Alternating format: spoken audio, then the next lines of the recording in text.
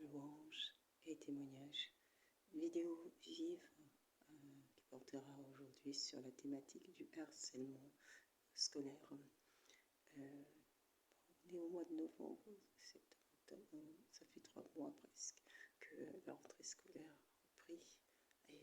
Et le rythme et l'ambiance également des classes, également certains aiment, certains n'apprécient pas, certains apprécient moyennement. L'école laisse des traces même pour l'avenir, puisque c'est là où vous construisez votre identité et ce que vous allez, comment dire ça, votre identité d'adulte. C'est maintenant que vous construisez dans tout votre parcours scolaire, que vous construisez votre identité d'adulte. Ce qui signifie que les souvenirs ou les événements qui vont se dérouler pendant tout ce parcours vont vous imprégner et pour certains par ailleurs ça aura un tel impact que pour beaucoup feront le choix d'interrompre leur parcours scolaire dans la crainte justement de ce système scolaire de manière globale qui peut être particulièrement difficile à vivre pour certains enfants. Et pas seulement pour des enfants désocialisés ou des milieux les plus défavorisés, mais dans tous les milieux, le système scolaire, est-ce le système scolaire qui finalement crée une forme d'abandon, une phobie scolaire liée à la peur et puis aussi d'abandon du parcours scolaire, ou est-ce qu'on peut dire que pour certains enfants, la vie en société est beaucoup plus difficile, beaucoup plus compliquée, complexe à vivre. Et donc qui font le choix d'abandonner pour ceux qui parviennent, notamment qui sont écoutés par leurs parents, et bien pour d'autres qui font le choix parfois d'en arriver au suicide parce que ne supportant pas tout l'environnement, je dirais, du système scolaire, pas seulement le harcèlement scolaire direct, mais le système scolaire peut créer une telle angoisse que difficile à vivre pour beaucoup. Vous créez votre identité de demain. Ce qui permet de nous forger une personnalité, c'est d'abord une part d'inné, une part de naissance, voilà, qui construit notre personnalité. Il y a l'éducation que va nous donner nos parents et les entourages familiaux. Je dis nous, mais je ne suis plus au milieu scolaire.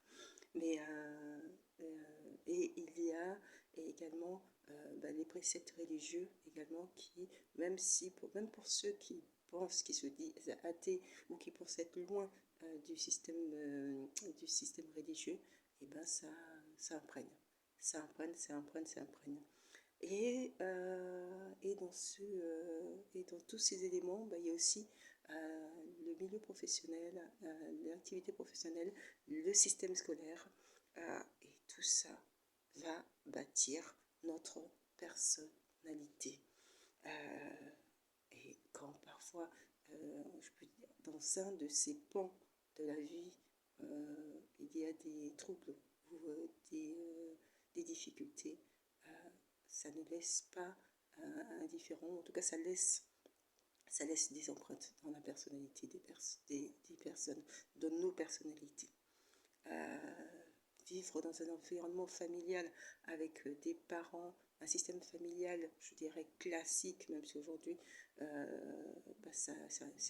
on peut de moins en moins parler de classique pour la famille habituelle, papa, maman et frères et sœurs. Voilà,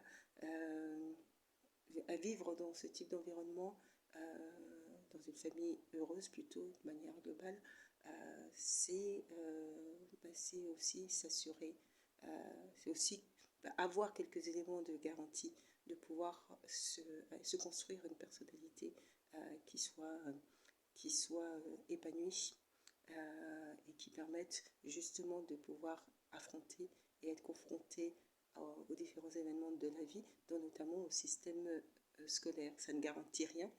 Et on le voit dans les enfants qui parfois se donnent la mort. Ils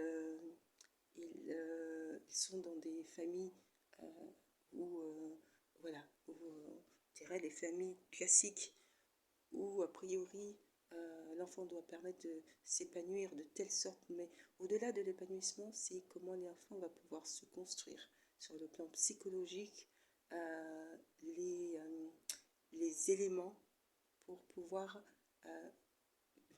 je ne voulais pas utiliser le terme d'arme, mais dans le sens figuré, dans le sens où les outils, mais aussi toujours dans le sens figuré, c'est plutôt dans le sens de comment il va pouvoir acquérir les éléments de son identité qui va lui permettre de pouvoir faire face aux événements de la vie, notamment au système scolaire et à tout ce qui imprègne, je dirais, le collectif de manière globale.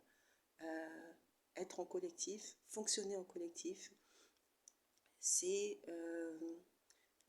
fonctionner en collectif, ce n'est pas évident parce qu'en fait, quand on est dans un collectif, on fait face justement à toutes les personnalités. Et les personnalités peuvent se coïncider et les personnalités peuvent ne pas du tout coïncider. Mais il faut faire avec ces personnalités. C'est tout le principe de la société. C'est de faire avec la différence des individus.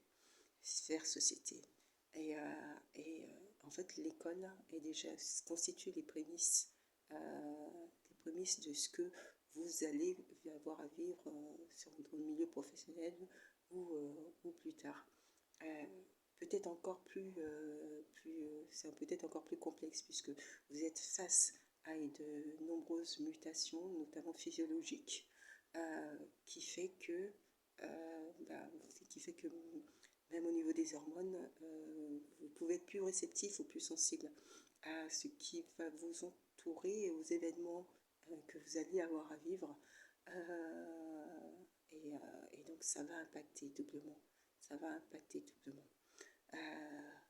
Avoir une famille qui vous permette de pouvoir vous élever, être beaucoup plus solide et stable sur le plan psychologique, c'est important. Mais on ne choisit pas sa famille.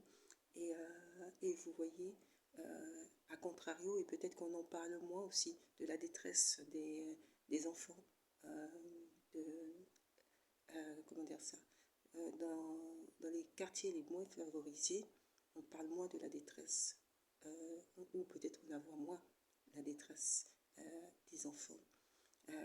On ne parle, c'est après je n'ai peut-être pas une analyse globale de la situation, mais dans les enfants dont on évoque qui viennent faire un acte jusqu'au suicide dans l'espoir même pas dans l'espoir, mais pour clamer à tous leur désespoir et le fait que le système scolaire et peut-être leur famille ne les a pas écoutés, on trouve très rarement des enfants de milieux défavorisés. En tout cas, c'est le constat que je fais. Ce qui peut ne pas être correspondre, puisque soit les éléments ne sont pas transmis, soit je dirais que dans les difficultés auxquelles sont confrontées les personnes, la question de la scolarité, les difficultés auxquelles sont confrontés ces enfants, la question de la scolarité n'est pas au premier plan. C'est-à-dire que des enfants qui vont être dans des milieux où soit les parents travaillent beaucoup pour pouvoir faire face au quotidien, et donc en fait, soit les enfants ont imprégné ce combat de leurs parents et le prennent aussi pour eux, et font tout pour réussir dans le milieu scolaire pour que les parents soient fiers d'eux, ce qui leur permettrait de ne pas être imprégnés par d'autres aspects de la vie collective, puisqu'en fait ils ont un objectif et cet objectif ils l'ont précis, ils l'ont dans la tête et les parents les ont imprégnés en leur redisant à de multiples reprises que l'école est important, que papa et maman travaillent durement pour qu'ils puissent réussir et que c'est important qu'eux aussi ils réussissent de leur côté. Et ces enfants-là ont un objectif, cet objectif est clair et ne prennent pas d'autres éléments en considération, ce qui leur permet de vivre leur parcours scolaire pleinement et aussi d'être dans la réussite. Pour ceux qui peuvent être dans des systèmes familiaux compliqués où éventuellement il peut y avoir de la violence, contre les enfants ou violence conjugale, il est possible aussi, je pense à mon avis, de considérer que l'enfant qui naît dans ce type de système a les préoccupations qui ne sont pas celles liées au milieu scolaire. Il est déjà, ou elle est déjà dans la survie de sa vie familiale et l'école passe en tout dernier plan. Quelque part, ce type de parcours amène à considérer que il n'y a pas de certitude que l'école puisse pouvoir les sortir de la situation dans laquelle ils vivent, ils sont. Ça peut construire soit un intérêt pour le système scolaire, mais dans ce type de situation, c'est surtout un désintérêt du système scolaire. L'école est surtout l'échappatoire, ce qui va leur permettre de pouvoir fuir ce système familial, qui va peut-être leur permettre de trouver un lieu de discussion avec des camarades, de lien social, peut-être un lieu pour manger aussi, quand on a des parents qui éventuellement sont sous addiction constamment et n'ont pas la préoccupation de leur enfant. Voilà. Et donc ils ne sont pas réceptifs au système, tout ce chamaillerie du système scolaire. Ils ont un désintérêt, hormis celui de pouvoir trouver un espace de refuge qui va leur permettre de sortir de leur quotidien. Et donc c'est pourquoi je disais que on trouve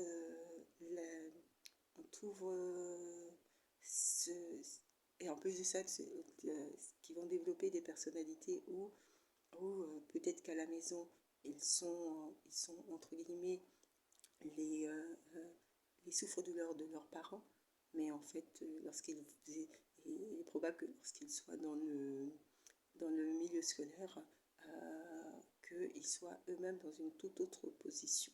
Hein, et on peut trouver sur des personnalités, de fortes personnalités dans les classes, des enfants qui vivent des situations très douloureuses à leur domicile. Donc tous ces éléments pour indiquer que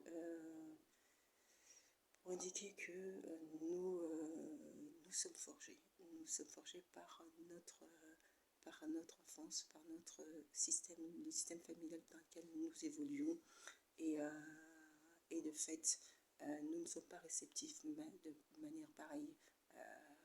Et que le système scolaire, on ne peut pas considérer ou interdire à des enfants, quand on est en collectif, le collectif c'est aussi l'humour, c'est aussi communiquer, c'est aussi et même chez les adultes on voit des comportements qui ne sont pas des comportements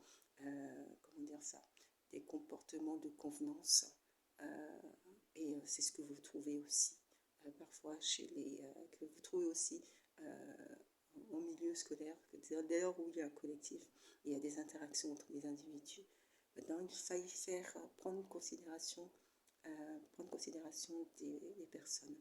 Et et se dire qu'il y en a beaucoup qui sont plus sensibles justement que d'autres pour différents éléments, pour des éléments qui peuvent être physiologiques, puisque finalement tout ce parcours va vous aider à vous construire sur le plan notamment des neurones et de la construction de vos neurones.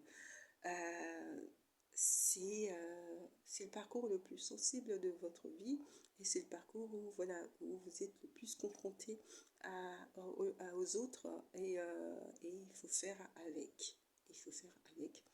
C'est ce qui fait que pour certains enfants, lorsqu'il y a des défaillances, notamment qui peuvent relever de la physiologie, hein, et pas simplement de l'angoisse sociale, mais véritablement quelque chose intrinsèque à l'enfant, euh, et, ben, et ça peut créer une difficulté à participer à la vie collective, une difficulté à faire société, puisque en fait ce n'est pas seulement le manque de confiance de l'enfant, ça peut aussi relever d'éléments d'ordre somatique et qui vont entraver donc la capacité de l'enfant à pouvoir assimiler son environnement et à pouvoir le vivre pleinement. Et donc, pour ces enfants-là, ils vont être en difficulté. Ils vont être en difficulté. On parle souvent du sujet de l'autisme. Oui, il y a différents types d'autisme. On peut avoir des enfants qui n'ont pas des autismes qui sont flagrants, je dirais, mais qui ont quand même des symptômes autistiques. Et, euh, et, donc, euh, et donc voilà, et qui ne sont pas forcément visibles pour les autres, notamment les autres enfants. Le harcèlement scolaire l'année dernière, j'avais évoqué dans une vidéo la sentinelle, un dispositif qui a été développé notamment dans les systèmes scolaires pour pouvoir créer des groupes d'enfants avec pour objectif de favoriser l'inclusion scolaire des élèves les plus en difficulté. Ça demande pour cela, d'avoir un œil, un regard sur notamment les moments de vie collective qui sont les moments de récré et les moments de restauration, d'arrivée et de sortie scolaire, pour repérer quels sont les enfants qui éventuellement sont à l'écart ou les enfants qui peuvent être victimes de bousculades ou d'agressions par les autres enfants qui parfois ils passent, ils ne se rendent pas compte qu'ils ont bousculé un enfant, un de leurs camarades. Ça peut être fait consciemment ou inconsciemment, mais les effets sont les mêmes pour la personne qui le vit, qui peut le recevoir comme une forme d'agression. Donc la sentinelle, c'est un dispositif qui peut fonctionner s'il est bien mis en place.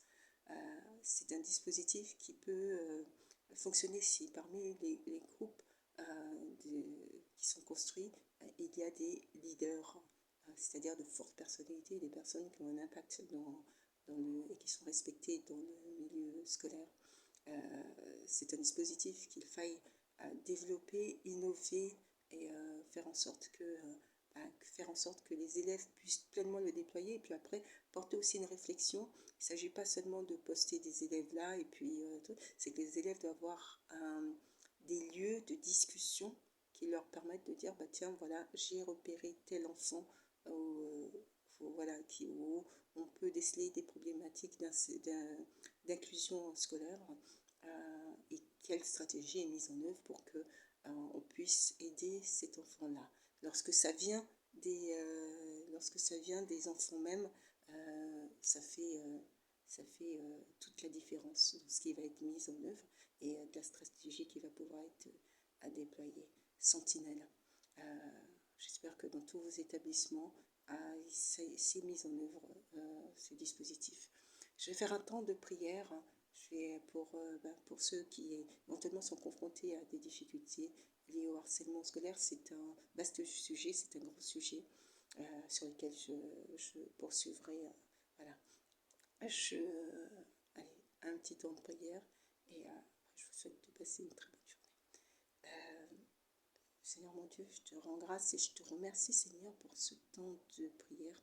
Sois béni, éternel mon Dieu, toi qui es au commencement à la fin, toi, Seigneur, qui intervient, qui agit pour que les lignes soient bougées, pour que la société évolue, pour que nous puissions avoir un autre regard sur les événements. Je te rends grâce et je te remercie, Seigneur, pour tout cela. Sois béni, éternel mon Dieu.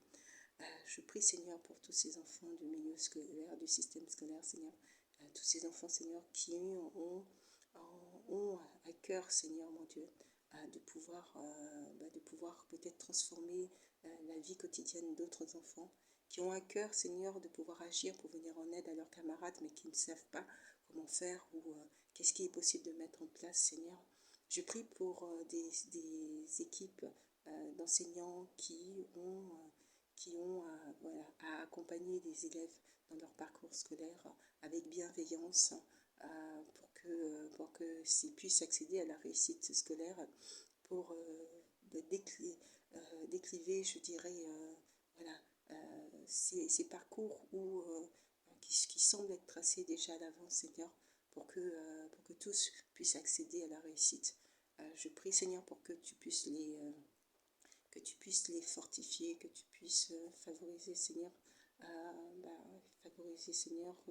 la poursuite, Seigneur, des cours dans des bonnes conditions, qu'ils aient la possibilité de pouvoir continuer à accompagner ces enfants dans de bonnes conditions, Seigneur. Sois béni, toi, éternellement Dieu. Sois béni, toi, qui peut parvenir à changer les cœurs et à transformer les cœurs, Seigneur. Seigneur, je prie pour ce sujet qui est très important, celui du harcèlement scolaire. Je prie, Seigneur, pour que les actes de malveillance à l'égard de tiers, qui visent non seulement à une démolition psychologique, mais peut-être aussi à des violences physiques, Seigneur, que tu puisses faire en sorte que tout ça soit déjoué et que la vérité puisse se voir, Seigneur, que ceux qui sont harcelés trouvent les moyens de pouvoir parler de leur harcèlement, de pouvoir le dire. Sois béni, éternellement Dieu, pour ce que tu feras. Je prie pour la journée de tous ceux et celles qui verront cette vidéo, que tu puisses, Seigneur, les garder sous ta protection. Sois béni. Amen. Amen. Je vous souhaite de passer une très très bonne journée.